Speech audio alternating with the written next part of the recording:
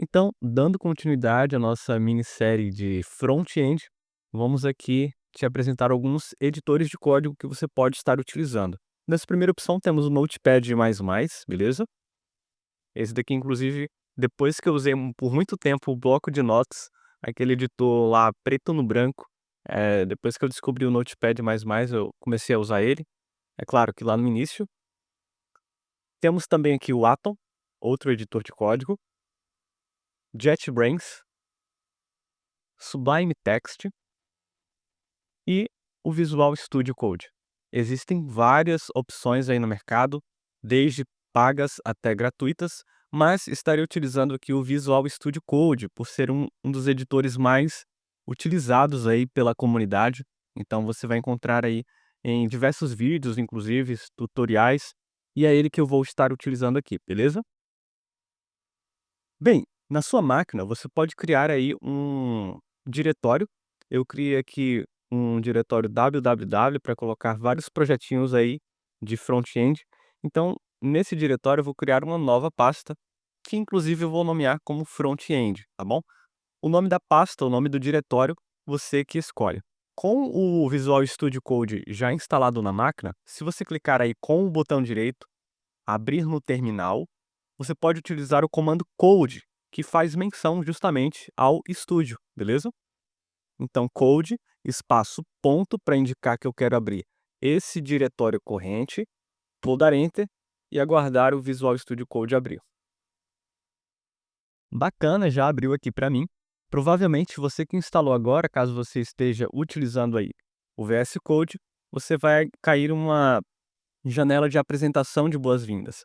Aí basta escolher o tema, fechar e provavelmente você vai ver essa tela aqui como eu estou vendo. Talvez essa parte de baixo esteja aberta aí, que é a parte de terminal. Mas não vamos utilizar aqui, então eu posso tanto fechar aqui no X ou no atalho Ctrl J, beleza? Bem, do lado esquerdo é onde vamos ter aqui os diversos arquivos do nosso projeto. Então vamos começar criando aqui o nosso primeiro arquivo. E o nosso primeiro arquivo, ele por padrão vai se chamar de index, beleza? Então se escreve dessa forma, INDEX, index. E ao final vamos colocar a extensão, né? Como se trata de um arquivo HTML, a gente salva o arquivo com a extensão .html. Dando Enter, e temos então o nosso primeiro arquivo HTML criado. Aqui no VS Code existe um atalho que eu posso criar uma estrutura rápida de HTML. Basta colocar aqui o ponto de exclamação e dar Enter, e vamos ter aquela estrutura base que eu apresentei nas aulas passadas, tá bom? Para não perdermos tempo, eu vou aproveitar essa estrutura, mas você que está iniciando agora, eu peço que você digite aí cada um dos caracteres, tá bom? Cada um dos comandos, linha por linha, e vá praticando, tá bom? Não use atalhos, não use copia e cola. A prática é fundamental aí para você ir internalizando as tags e os próximos comandos que vão vir, beleza? Bem, nessa aula vamos apresentar aí algumas tags de estrutura para a gente compor o layout da nossa página. Mas antes eu vou só reapresentar novamente essa estrutura base e em seguida vou te apresentar essas novas tags, tá bom? Bem, na primeira linha temos aqui o doctype, que é aquela tag que declara que este arquivo é um arquivo HTML, tá bom? Então lembrando da regrinha, né? É o sinal de menor e maior que e dentro o nome da tag. Nesse caso aqui é uma declaração, então fica dessa forma. Na próxima linha temos a nossa tag HTML, olha só. E quando temos aqui uma tag de abertura, também temos uma tag de fechamento, né? Existem tags que elas trabalham só, não tem uma tag de fechamento, mas a maioria vai trabalhar aí com seus pares. Então, tag de abertura e tag de fechamento, lembrando que é a barra antes do nome que indica que uma tag é de fechamento. Beleza? Bem, aqui eu não mencionei nas aulas anteriores, mas as tags elas podem ter atributos, e esses atributos podem ter valores. Neste caso da tag HTML, existe aqui esse atributo chamado lang, que diz respeito ao idioma da página. E aqui o valor está com essa sigla em, que é de English, mas podemos mudar isso para o nosso idioma, né? Então, pt-br vai indicar aqui para o browser que se trata de uma página que tem textos ali em português, tá bom? Então, fica com essa anotação aí também. São atributos que as tags podem carregar. Então, o nome do atributo, o símbolo de igual e, entre aspas, o valor desse atributo. Tranquilo, né? E aqui, nas linhas de baixo, então, vamos entrar naquela seção de head. Como eu disse, a seção de head ela é apenas de configuração da nossa página. Ela não é visível lá na janela do browser, tá bom? Dentro da seção head, a gente vai ter umas novas tags aqui. Então, temos aqui a tag meta, de metadado, e ela carrega aqui algumas propriedades, alguns valores para configurar a nossa página. Esse atributo aqui indica a codificação dos caracteres, e o UTF-8 é o padrão aqui, porque ele tem suporte aqui a caracteres de vários idiomas aí do mundo. Então, por padrão, o TF-8. Temos aqui essa outra tag, que também é um metadado, que configura aqui a viewport. Então, isso daqui diz respeito à responsividade, né, para o site ser apresentado ali em uma tela maior, como por exemplo uma TV, em telas menores, como smartphones, tablets, ou até mesmo nos computadores aí de mesa, notebooks. Não precisa se preocupar com isso, mas aqui estamos mencionando que a largura da página, por exemplo, vai ser a largura do dispositivo. E por padrão, vai iniciar com a escala em 100%, por isso 1.0. Na tag de baixo temos a tag title, que é o título da nossa página, só que ela não é o título necessariamente que vai ficar naquela parte maior, né, do browser. Esse título aqui, ele é apresentado na tab do navegador, naquela aba, tá bom? E aqui, fechando a nossa seção de head, entramos na parte visível, que é o corpo do documento, então com a tag body. A partir daqui, vamos colocar elementos que são visíveis. Mas na aula de hoje ainda não vamos trabalhar elementos visíveis, como elementos de texto ou elementos interativos, como botões, links. A gente vai apresentar aqui algumas tags de estrutura, primariamente, e na próxima aula a gente vai começar a ver esses elementos textuais. Então a primeira tag que eu quero te apresentar aqui, que vai nos ajudar a criar o layout do nosso site, é uma tag chamada header, que se parece muito com a tag head ali em cima, só que ela se escreve dessa forma, header, acabando ali com o final ER, tá bom? Bem, nessa tag header é uma seção destinada ao cabeçalho do site, a parte que fica no topo do site mesmo. Então a gente sabe que no topo tem o menu, tem aquela seção também chamada Hero, também pode estar aqui dentro do header, mas saiba de uma coisa, tá?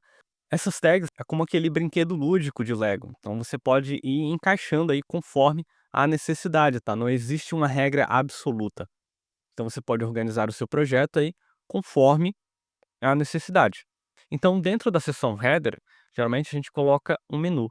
E aqui eu vou colocar um texto simples mesmo, só para a gente identificar.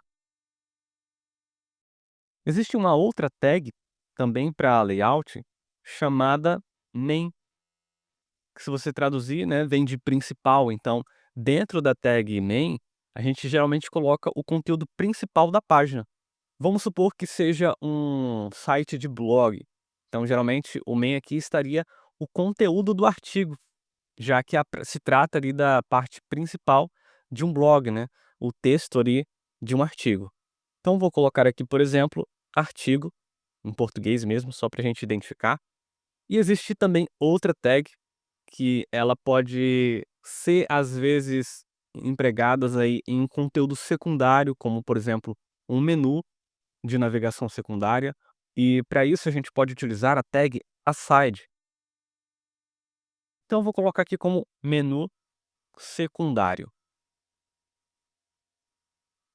E outra tag que podemos fechar ali o nosso site é a tag de rodapé. E é o footer, então escrevemos dessa forma, footer. E aqui geralmente vem links de navegação ou links de redes sociais novamente, tem aquele copyright para reservar os direitos autorais.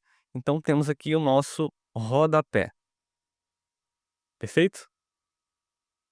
Bem, essas são algumas das tags de estrutura para compor o layout de uma página. Outra tag interessante, eu vou te mostrar aí, é uma tag de comentário. Então podemos comentar o nosso código e esse comentário não vai afetar em nada, é apenas para marcar ali alguma descrição de um bloco, seja para lembrar de algo importante ou para mencionar alguma estrutura aqui. E a tag de comentário, ela se escreve dessa forma: ponto de exclamação, dois traços, e o VS Code já completou para mim com mais dois traços e o sinal de maior que. Entre os dois traços, a gente pode escrever qualquer comentário. Então, por exemplo, aqui, seção. Perceba que é uma linha de comentário, então, como já foi dito, essa linha não afeta em nada o nosso projeto, é apenas para a gente comentar o nosso código. E aí você pode colocar descrições para marcar alguns determinados blocos, beleza? Então, por exemplo, aqui, ó, eu vou inclusive substituir esses nomes aqui por esses comentários. Então, por exemplo, essa parte do header diz respeito ao menu. Então, vou apagar aqui o conteúdo, vou duplicar aqui este outro comentário e colocar aqui o main vai ser o artigo. Vamos substituir aqui todos por comentários. Aqui temos o menu secundário.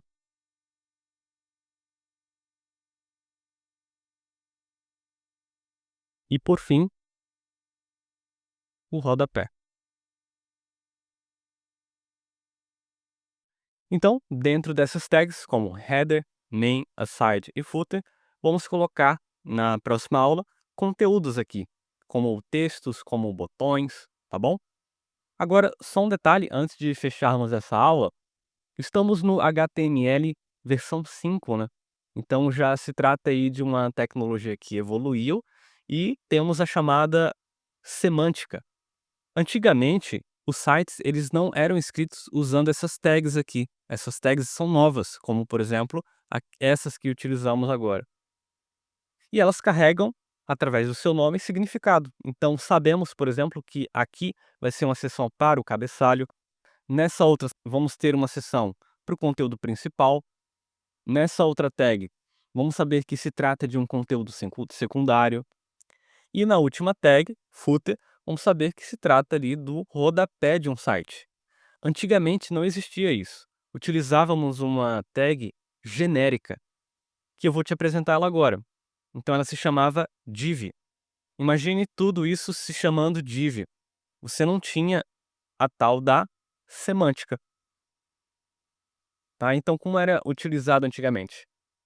Aqui já temos os comentários, então através dos comentários iríamos saber do que se trata cada uma dessas seções. Mas também poderíamos colocar ali um identificador ou uma classe para essas divs, que vamos tratar isso em aulas mais futuras, mas eu vou te adiantar aqui. Então poderíamos, por exemplo, colocar uma propriedade class e escrever, por exemplo, menu. Então essa div, que é uma tag genérica, ia ter ali a seção de menu, e assim sucessivamente. Mas graças à evolução do HTML temos as tags semânticas e eu incentivo que você as use sempre que for possível. Então ficamos por aqui e até a próxima aula.